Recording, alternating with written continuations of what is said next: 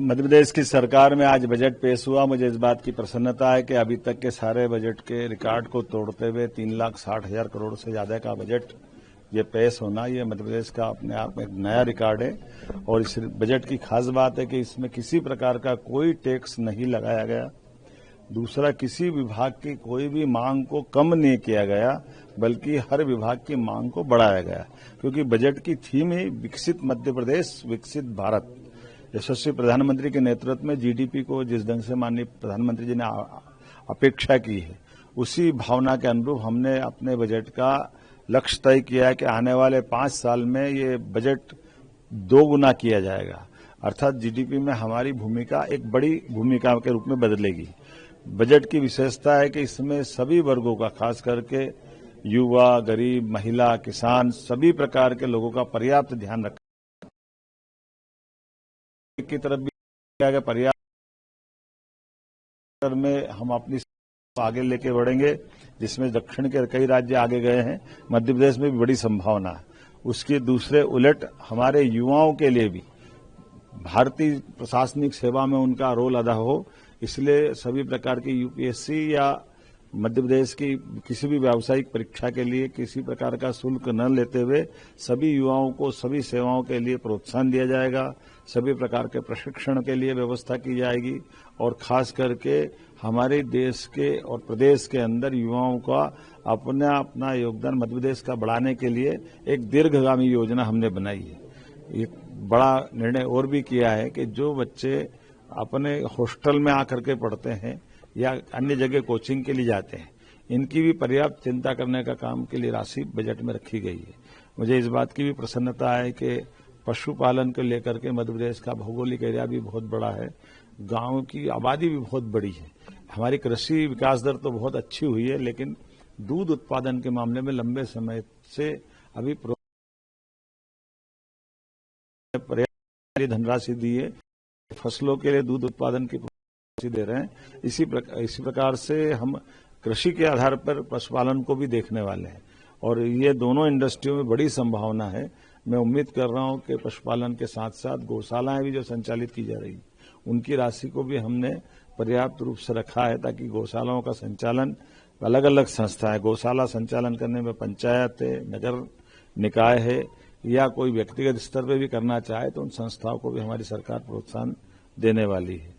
हमारी सरकार ने निर्णय किया औद्योगिक निवेश को भी पर्याप्त रूप से बढ़ाया जाए, इसलिए लगभग 40% की वृद्धि इंडस्ट्रियल डेवलपमेंट के लिए हमारी सरकार ने रखी है। इसमें तीनों प्रकार के औद्योगिक संभावना ली है, हेवी इंडस्ट्री भी है, एमएसएमई भी है और कुटीर और ग्रामोद्योग आधारित उद्योग को भी इसमें जोड़ा है। सेल्फ हेल्प महिलाओं से बहनों को लेकर के बड़ी राशि हमने रखी है। साथ ही साथ ऐसे कई पूंजीगत कामों के लिए भी पर्याप्त धनराशि रखी गई है, जिसके कारण से स्थायी प्रकृति के निर्माण कार्य होंगे, जिसमें स्कूल,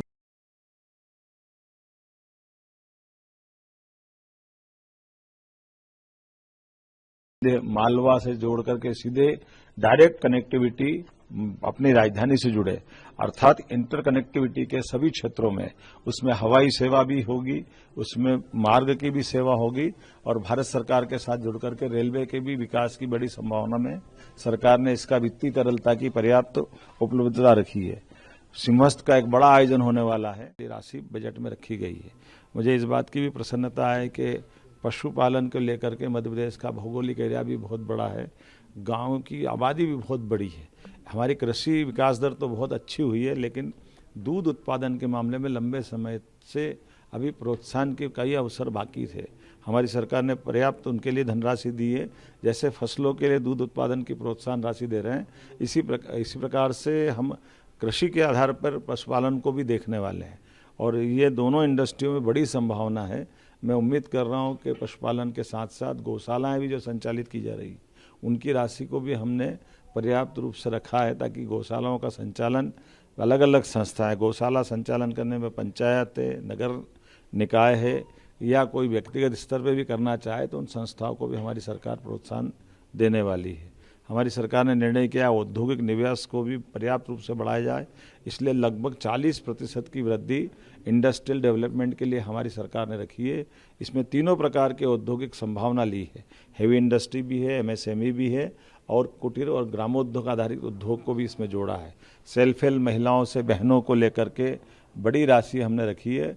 साथ ही साथ ऐसे कई पूंजीगत कामों के लिए भी पर्याप्त धनराशि रखी गई है, जिसके कारण से स्थायी प्रकृति के निर्माण कार्य होंगे, जिसमें स्कूल, कॉलेज, हॉस्पिटल, रोड, विभिन्न प्रकार के एक्सप्रेसवे, जिसमें महाकौशल, चंबल, विंध्य, मालवा से जोड़ करके सीधे डायरेक्ट कनेक्टिविटी अपनी राजधानी से जुड़े, अर्थात इंटर कनेक्टिविटी के सभी क्षेत्रों में उसमें हवाई सेवा भी होगी, उसमें मार्ग की भी सेवा होगी और भारत सरकार के साथ जुड़ करके रेलवे के भी विकास की बड़ी संभावना में सरकार ने इसका वित्तीय तरलता की पर्याप्त उपलब्धता रखी है। सिंहस्थ का एक बड़ा आयोजन होने वाला है और ये पूरे देश के क्या दुनिया के धर्मालु यहाँ आते हैं।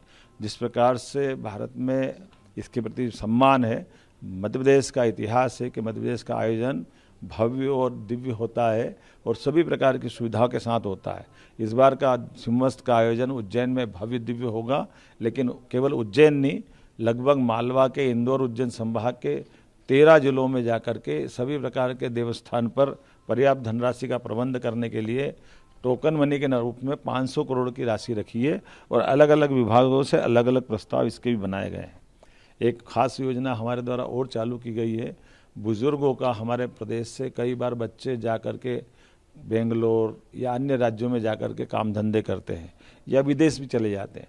ऐसे में माता पिता हमारे प्रदेश में रहते हैं तो उनके लिए खास करके नगरों के अंदर इस प्रकार की सोसाइटी को प्रोत्साहन देंगे, जिसमें सभी प्रकार की चिकित्सा से लेकर बाकी व्यवस्था भी रहेगी और वो बुजुर्ग हमारी थाती है, हमारी धरोहर है। सरकार उनकी चिंता करेगी। ऐसे प्रोजेक्ट के लिए प्राइवेट सेक्टर से कोई आगे बढ़ेगा तो उसमें पर्याप्त ध्यान देंगे। पर्यटन के क्षेत्र में अभी तक का रिकॉर्ड टूटा है, 11 करोड़ से ज़्यादा टूरिस्ट हमारे प्रदेश में आए हैं, लेकिन पर्यटन का भी विस्तार सब क्षेत्रों में समान रूप से हुआ है। धार्मिक पर्यटन के अलावा भी टूरिज्म के लिए हेरिटेज टूरिज्म और फॉरेस्ट का टूरिज्म, लेकिन इसके अलावा भी एजुकेशन टूरिज्म या हेल्थ टूरिज्म पे भी हम विचार कर रहे हैं और इससे जोड़ करके बड़ी धनराशि पर्यटन के क्षेत्र के लिए भी हमारी सरकार द्वारा रखी गई है। मुझे इस बात की प्रसन्नता है कि जिस प्रकार से विकास के सारे कामों को जोड़ा गया है, उसमें भी खास करके श्री अन्न की उत्पादन क्षमता देश में सबसे ज़्यादा मध्य प्रदेश की है और ये हमारे अपने खास करके कृषि क्षेत्र में आदिवासी अंचल के लिए बड़ी मददगार रहेगी।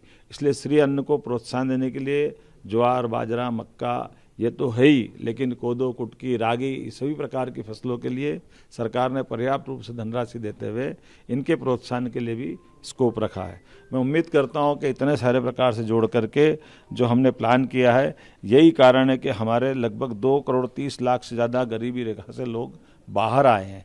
ये राष्ट्रीय सूचकांक है।